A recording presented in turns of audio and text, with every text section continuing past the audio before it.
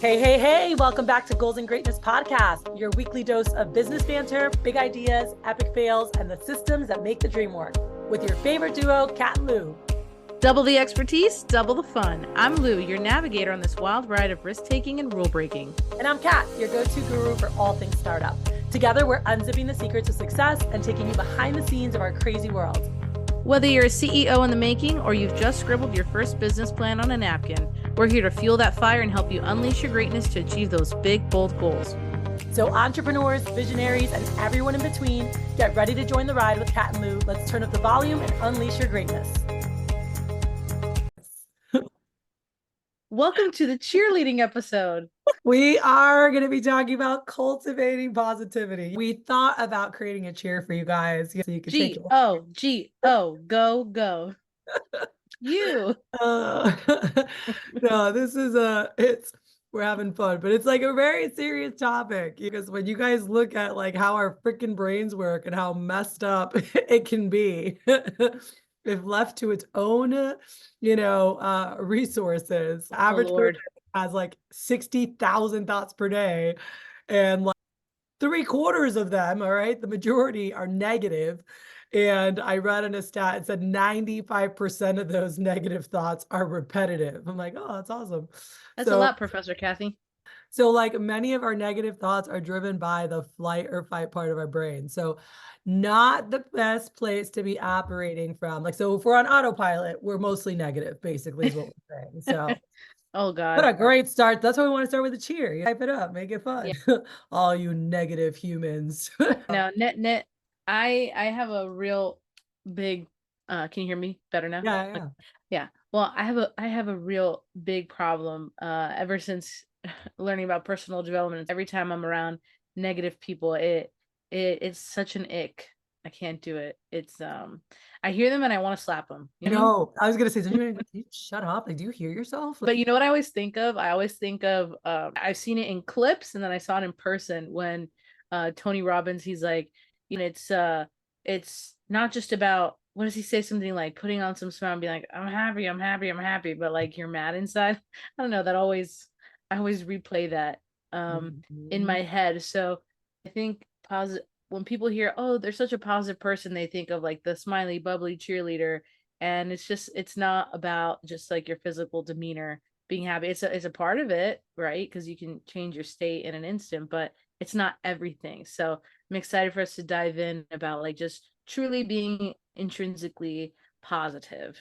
Yeah. And again, I mean, one, know that if you're like, oh, I feel like I'm more negative, that's natural. That's our natural human nature, right? Like as human beings, the nature's hardwiring of the nervous system, as you guys just heard, like you have more negative thoughts, and it's like it's protecting your, oh, this could happen, this could, right? It's the protection, right? For humans. But there's like scientists, back to Professor Kathy. No, scientists have actually discovered that it takes 3 positive experiences to offset 1 negative experience. So same thing with thoughts of like you have a negative thought and it'll take, 3 positive things to offset that. This is a separate conversation for another day, but think about when it's like manifestation or you're trying to create into your life, we're all going to have those thoughts of like, oh, but is that really going to happen? Or how's that going to happen? No, yes, it can happen because, and like having to affirm things, but there's a reason why, when you look at the most successful people and the most positive people or the people that achieve the most, they have intentional routines, right? Those morning routines we talked about before, and they spend time in visualization and affirmations and in meditation and just making they're feeding the words of what they want their mind thinking about versus leaving it to autopilot, right? Because left to autopilot, well, not so good. So yeah, and that's so true. Like I feel like some people are more naturally positive, but there are others that like they can't be listening to sad music. They can't be, watching negative things on the news or like scary shows. So many scary shows these days, or looking at that stuff because it really changes their mood for the entire day and it's hard for them to snap out of it. So what you're feeding your brain, the people you're surrounding yourself with definitely has an effect on your positivity for sure. And while you were talking, I was just thinking about how I think I've fluctuated in my levels of positivity over the years. I don't know about you, but when I was younger, I feel like I was always very generally positive. But I don't feel like I was like truly positive. Again, going back to last week's episode about limiting beliefs, having things in my mind that were stopping me from doing other things, which makes you like negative or subconsciously negative. But then I think I came to a point in my professional career where I became like a skeptic. Like I was questioning everything, but not in a positive way. It was like, well, and it actually happened while I was working with you. I think I came to a point where I had already learned. No, I hadn't, not because of you, but while working with you, our second year, or no, going into our third year in Houston, I felt like we had already accomplished a lot. And then every time like a new program was introduced, I feel like I was always giving you pushback and being like, well, I don't know if that's going to work because we've already won a championship doing it like this, you know, and thinking that you're so positive, but always being skeptical. Like, do you feel like in skepticism there's any room to be positive? Is there like a positive way to question things? Like, and how would you go about that? I think that it's switching that lens to more than skepticism, more of curiosity, right? Like Mm-hmm. it's like, like I'm gonna question this, but there's the like, I don't know. I'd be like, so how could this work? Or tell me how you're figuring this out. And like truly wanting to understand how that is gonna come together. And so I think that that would be kind of like the flip side is more of like being curious. And so that you can still poke at it, truly understand it, and make a decision versus skepticism is coming at it with more like you're coming from a negative and it's like, I don't know. Instead, trying to come neutral and go, okay, I'm not sure about this, so I need to understand more, right? And I think that that's where like the flip is. I don't know if that makes sense, but that's what it feels like to Yeah, me. no, and I thought that's what you were gonna say. So the point I wanted to bring out from that was just like a lot of our negative thoughts can be actually transformed into positive thoughts because a lot of my pushback and everything wasn't necessarily negative, but it was like a lack of information and understanding that was making me want to question things. So going back to my initial comment about like having an ick about people being negative, is those people bringing in negative thoughts and stuff might just be they're trying to get the same result, but they're coming into it with like a negative questioning or trying to understand it in a negative way. So whatever answer you give them back might be received poorly. So I guess the difference between a negative person asking questions and somebody who's truly curious is, like you said, just that lens. So how does somebody get there? How does somebody get to the point where they can have these curiosities, have these questions, have maybe some doubts, but still be positive? First of all, I'm glad I passed your quiz. You teed me up there. I'm I'm the like, professor now. I'm the professor now. I passed. A So plus for you. thanks. Awesome. That's great. So I think this goes back to so much. You hear this over and over. And if you listen to us, you're like, I already know. Sometimes you have to hear things a bunch of times for it to finally freaking click. And so hopefully if it hasn't already, it'll click eventually, because Mm-hmm. everything that we want to create in life. And again, when we think about goals and greatness unleashed, it comes with intention. It comes with awareness. Shit doesn't just happen. Like, yeah, you can get lucky. Maybe you got lucky, but you can't count on always getting lucky, right? Like, well, I don't know, you can manifest that, I guess, but like life happens, things are going to happen. And so it's more of understanding that we can and we do have the power to create anything we want in our lives in whatever realm and whatever it is with intention and creating, practices around it to help us stay focused on what it is that we need and want. So I think that when it comes to positivity, what are you feeding yourself? Like there's so much negative crap out there. Like, I know super successful people and it's hard. They'll like keep up with certain things and read certain headlines, but they're like, I'm not going to sit and watch the news. All they do is like bitch about everything going wrong in the world. Like if you see something's happening, like, inquire and find out a little bit more. I remember there was even a time, right now I know things are really, really hard and I've talked to them and things are really tough over in Israel, just in the Middle East. But there was a time, a decade and a half ago where I was like, don't go there. There's all the stuff, all the news. And I called my friends, hey, how's it looking over there? How's it feeling? And they were like, it's amazing. Like, it's like super chill. Be like, that's just the media creating all this stuff. Like, there's nothing wrong. Come over, and I went over there for a couple of weeks and it was just incredible. Like, we were at street festivals, we were like downtown. Like, we just had such a good time. And, it's like, we can't forget that it's like the media, the world like wants to control fear and like controlling people and getting them to do what they want to do. And there's so many things. So like there's people that I know that are like, I just don't watch the news, or I don't do that. But let's, away from that, just think about like the people you spend the most time with. What are they like? and if there are people that are bitching and complaining all the time, well, you probably shouldn't spend as much time with them. So change your circle, like your circle of influence becomes a part of who you are and how you act, right? There's a reason our parents, when we're little, are like, don't hang out with them. I don't want you to be like that, because you start, soaking up what's happening around you. So if you know that naturally as humans, you're going to soak up whatever's around you, why not intentionally be around people where you want to soak up their attitudes, their rituals, their way of life, or whatever is important to them, right?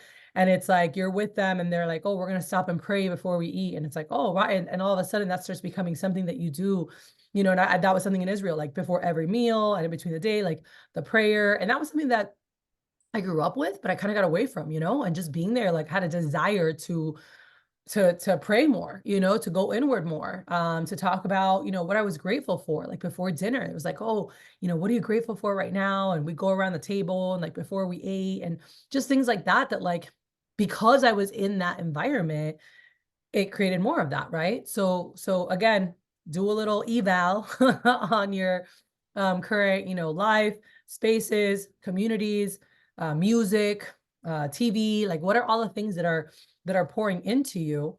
Are they pouring in the things you want, right? So if you want more positivity, make that audit and make some decisions on, okay, what should I be? I switched, like if there's music playing and there's like cussing and whatever, and even though, I cuss sometimes for sure, that music doesn't like make me super positive, like, I don't know, I feel like a little bit ratchet, or some music, you put some deep rap and I'm like, let's go rob a bank. Like it makes me want to be a bad person. Like legitimately, I'm like, let's go, like that's not doing anything good.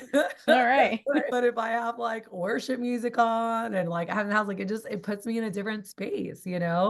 So I think that, just doing that audit for yourself first and foremost, to really look at what are the things that are happening around me and how can I make, tweaks to those things so that I'm being intentional about what I'm feeding my mind, what it's hearing, what it's seeing, the people that are around me, what it's experiencing, what it's copying, because again, it's copying things subconsciously, so I want to consciously put things in front of me so that my subconscious could soak up the right shit, right? So that's huge. But then I think there's, different practices that we can talk about. I'm curious for you, any things that have been, have been impactful for you in terms of, times that maybe you're more scattered, different seasons of life, what are things that helped you be more positive? Yeah, so music is definitely a big deal for me because it's just like something that can be in your environment. So whether I've been like working in the office or from home, like just having good music on while I'm doing it to keep my spirits up, and just the nature of the businesses that I've been a part of and industries that I've worked in, where they've been a little bit more go go go or talking to a lot of people, so you generally have to be in a good mood all the time to Yeah. have to run a good business. The music aspect was important, but also, knowing myself and taking breaks when needed. And what I did on those breaks, like at our office in Houston, I would, go for a run. There was like that summer and spring that I was like super into running, and I was like, okay, yes, I'm gonna do all these things, but at 12, like I need to take a break and leave for an hour, do this and come back. And that would always like recharge my battery. So I think a lot of positivity can be attributed to like your physical mood and how you're feeling, how you're feeling mentally, as well as the people around you. um and just also in what you're doing, like generally if you're heading in a direction in life where you're excited about what you're doing right now or what you're going to be doing soon, I feel like that makes you naturally positive. So it's cheesy, it's corny, but like I feel like never giving up and always having your goals top of mind is also a good way to remain positive, whether it's like a vision board. And now you could even like take a picture of your vision board and keep it on your phone. Or I would always have, since a lot of my work was using my cell phone, I would always have a wallpaper of something that I wanted to achieve on there, or a quote that I liked. And just little things like that help you stay positive I'm gonna play devil's throughout the day. advocate. How about if you're looking at your goals and you're like, now it's making you negative because you're like, I don't know how the hell I'm gonna get there. Yeah, that's a good point. Well, I mean, it kind of goes back to last week's episode, right? With like limiting beliefs. And, ever since I've been programmed with the champions find a way mentality, every time I've told myself something like that, I find myself quickly just being like, well, maybe I can't see it right now, but there has to be a way. Like, and I always just try to find what's the first step. Like, if your goal is like super lofty, like something that is maybe not attainable for years and years and years, breaking it down into small steps that help when you achieve it, you'll know that you're getting one step closer can also bring you positivity as well. And I mentioned that gym reference of that girl on TikTok last week. Like if that's your first step, cool. Just getting there and swiping the card, that's fun too. So yeah, I think just one step at a time. One Yeah, step I at a think we time. both mentioned this, but when you were saying it, I thought about even my son, like we can't forget about the power of music, and like even at a deeper level, like I was just thinking, I was like, wait a second, music? Like when you said music, and then I started thinking about music in different spaces, like it has so much power. I mean, just think about even in the movies, right? Like they really get paid money to create soundtracks to stir certain emotions, right? And it's just so wild. Like my son, my eldest Ben, when he gets all like, nah, nah, nah, or he wakes up cranky or something's happening, like we know how music will shift like big time. And even Xander, we're seeing that too now. And we'll put on a certain song or, there's certain ones that he really likes. And Higher Power by Coldplay has been the hit since he was like 1 year old. And it's just amazing to see like his demeanor change. And all of a sudden he was like, I don't want to do this. And we're like, all right, let's dance. And we put on a song and all of a sudden, like he changes and he's so much more positive and happy and excited. And that's simple in a little child, but like that same thing can happen in all of us. And I was thinking about, 2 years ago, I was at a spiritual retreat up in mountains and I remember there was he was a producer. He's an Emmy award winning producer and he was there as part like as an attendee at this, event. And he was just sharing things and he shared some music with us and there were some different times where we were doing certain meditations or we were just doing some journaling and he helped kind of curate the playlist, for that, because it's something that he's very in tune with, right? And it was just like magical, how it was able to like open certain space and like just tune in and it felt like your energy and your spirit was rising, right? And so there is, I mean, I don't not in that world or that space, but there is so much that's there and like real facts about music and pitches, right? Even pitches, like this pitch makes you feel happier or this megahertz, like there's just a lot of deeper layers there where there's a lot of impact with that. So anyway, as you were sharing that, I'm like, man, music is so powerful. And it's like you hear dun dun dun, I'm like scared. There's gonna be a shark, like or you hear something else, and it's like, oh, it takes you somewhere. So anyway, that's a really cool thing. And then guys, that's an easy thing you can all do if you're listening in, like really do some research on that. Obviously there's stuff that's gonna put you in a good mood, right? We all have things that put us in a good mood. And it might be some ratchet song, like to the windows, to the wall, like dancing in spring break. It always makes me laugh and have fun. But like not necessarily that's like putting me in like my best state if I'm like gonna go into like a meditation, right? And maybe that's something fun to do is like study a little bit more about the impact of music on moods and positivity and there are frequencies and there are things that really do impact that. So a little deeper for you guys, but it really does make an impact, and I think about I spoke about this before with, when I was in Israel, but gratitude, right? That is like such a huge thing. I actually we moved into our new place and I bought this. It's something that I like to do, but I just like, this is just such a good reminder of like, if we want to live life and be at our fullest self, it's on my wall, right where I wake up. It says start each day with a grateful heart, and, the practice of gratitude is something that fuels so many different things, whether it be manifestation We and could do just a whole episode on that. oh, yeah. Oh, we will. And I'm gonna also bring in some people for that too that you guys and we have a world class expert speaker, one of the most beautiful humans I've ever met. She just won like World Impact Award down in Africa for the United Nations worldwide and all these things. And this is something where she's like, it's all about gratitude. Like the more like that you're putting that energy into the world, and you're just going to start seeing more positive things happening. And it's like, if you can always, oh my gosh, look at how great this is that's happened to me. Oh, look at how great that this is, right? And you're intentional about speaking that out into the world. It's like a magnet. You're putting a magnet and it's bringing more out. And if you keep talking about, oh my God, look what happened to me, and you're doing that in a negative way, you're just attracting more negativity. It's going to be really hard to stay positive. It's going to be really hard to cultivate positivity if all you do is like bitch about things going wrong. So again, if you hear yourself, because we will human, right? And as we talked about with the statistics, we do have more negative thoughts than positive. And so if you say something like, oh my God, like I catch myself now and I'm like, you know what? No, and then reframe that. Like you need to shift that. And we have the ability to do so. But again, it comes with awareness and intentionality, that we can, there are techniques, for challenging and changing negative thought patterns, like cognitive restructuring, perspective taking, finding the silver lining in difficult situations. Even last year when I was having such a tough year, I had a coach and she's like, what are you learning through this? What's the lesson in this? How are you growing through this? Right. And I was like, I don't want to talk about that right now, about or something. But then I was like, no, what am I learning? And I had to really say, at first I'm like, I remember my first response was like, I'm learning not to trust people. That doesn't seem like a great lesson. But, then there was like just things deeper than that, and really looking for the growth in all those things. And so that's like, the version of silver lining of just like, what is the good? What is the good in this, right? And encouraging each other and ourselves to really replace negative thought with more constructive and empowering thoughts, because it does make a big difference.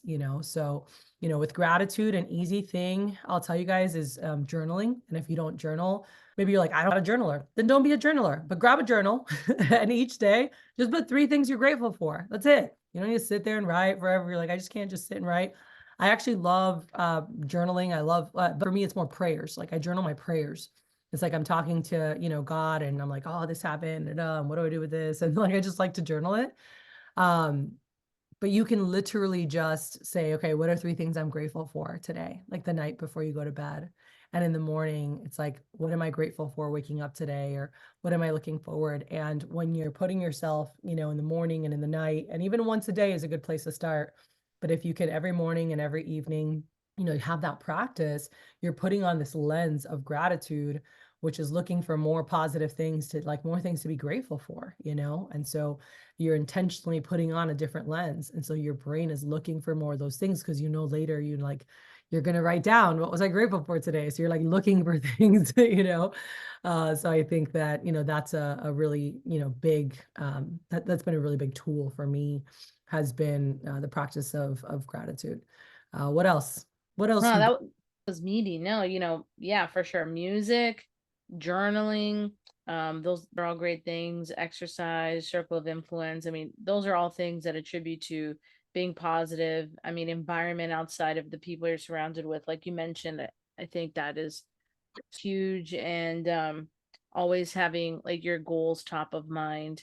And I know you were talking a little bit about meditation, and I think just to go off a little bit more on that is, I think staying positive, something that helps me is just finding something that does ground me. And for some people, it is meditation. For others, it's like going outside and doing literal grounding work, and, going out barefoot. And for others, it's prayer and church. For me nowadays, it's a lot like hanging out with the kids and just turning my phone off for a little bit and leaving like the outside world in another room, so to speak.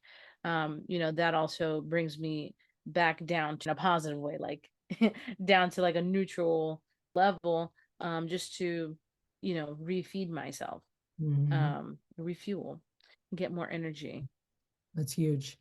And, one of the things I was mentioning, like with finding the silver light, like reframing certain things, is just really one of the things throughout life that I think has kept me more positive.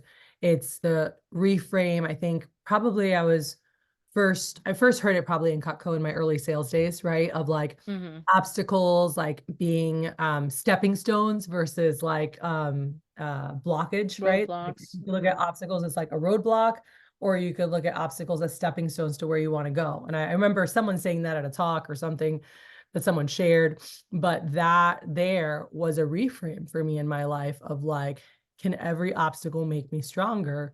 Can we shift the narrative of failure, right? Embracing failure as growth and really, and it's hard sometimes, and I think that most of my life I've done a pretty good job of that. Thank you for all of the incredible mentors and coaches that I've had in my world.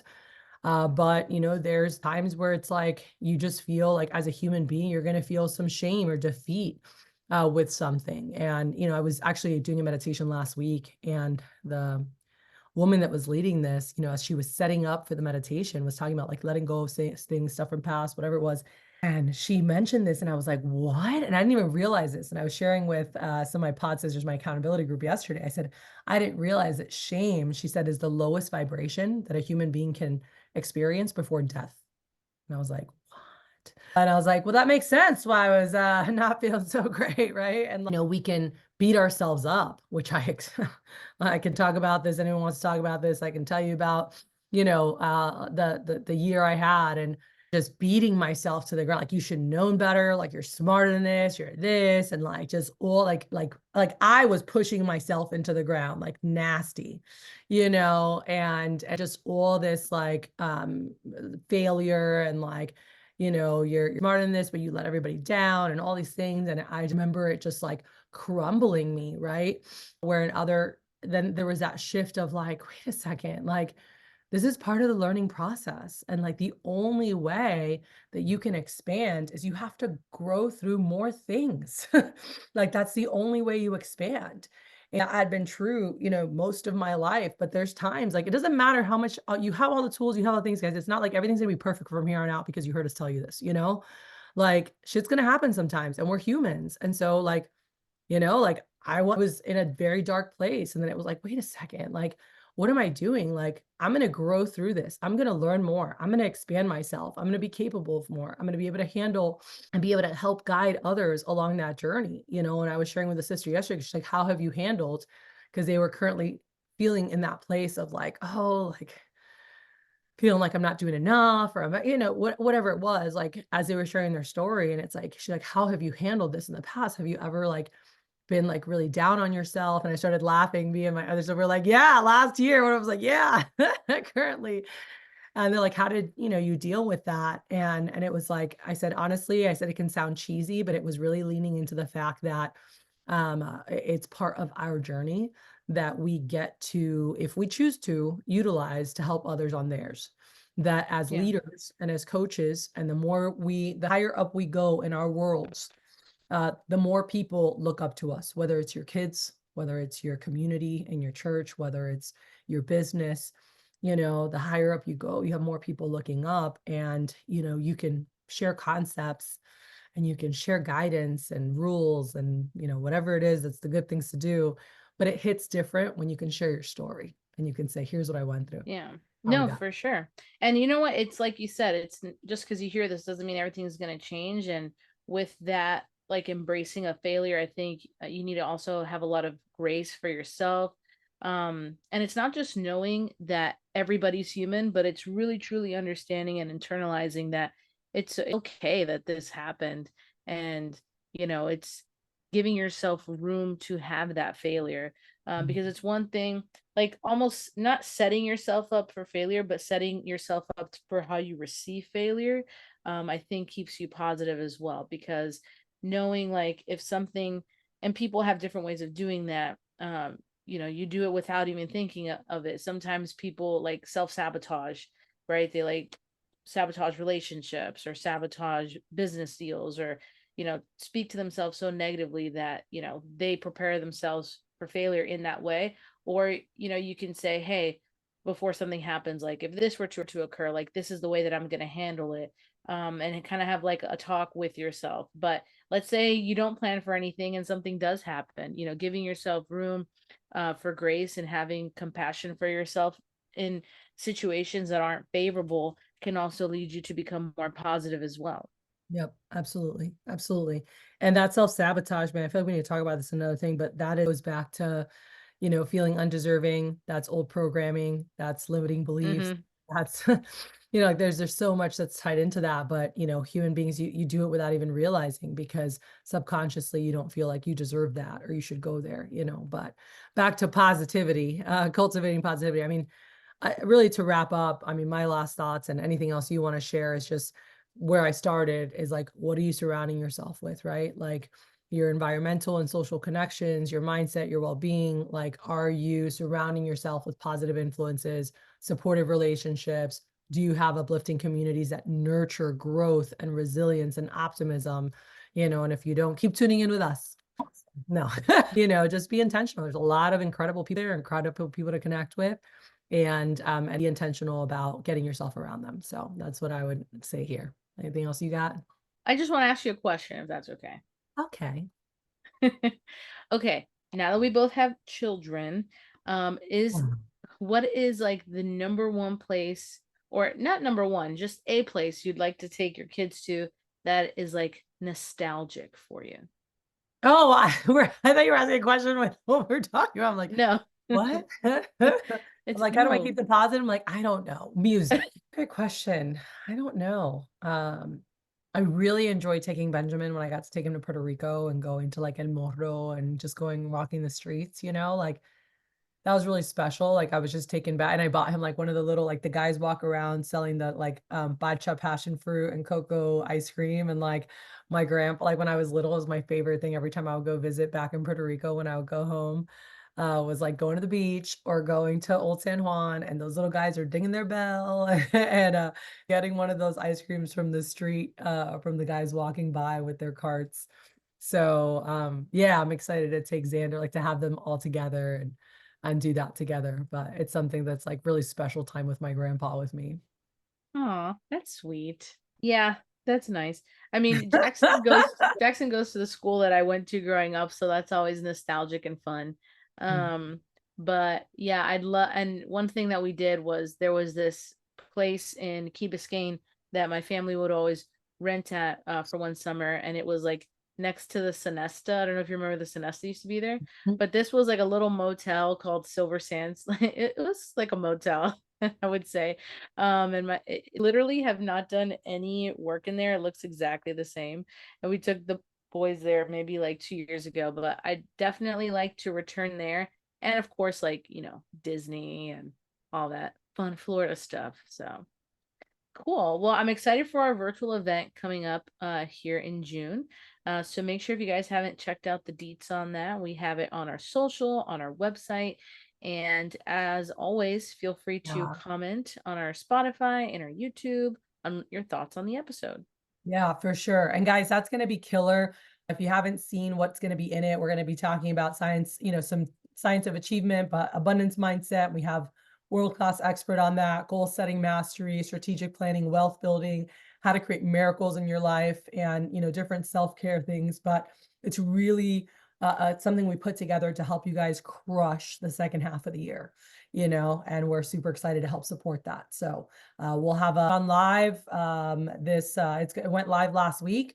So you guys, the first 10 to sign up are getting a discounted price. So reserve your spot. It's going to be amazing. And we made it so that everyone can afford it. And let me tell you, the stuff you're getting. I mean, these speakers get paid thousands, tens of thousands of dollars to speak for, an hour or 30 minutes. And you're going to have some incredible access. So we're stoked. But we'll see you guys next week. See you next week.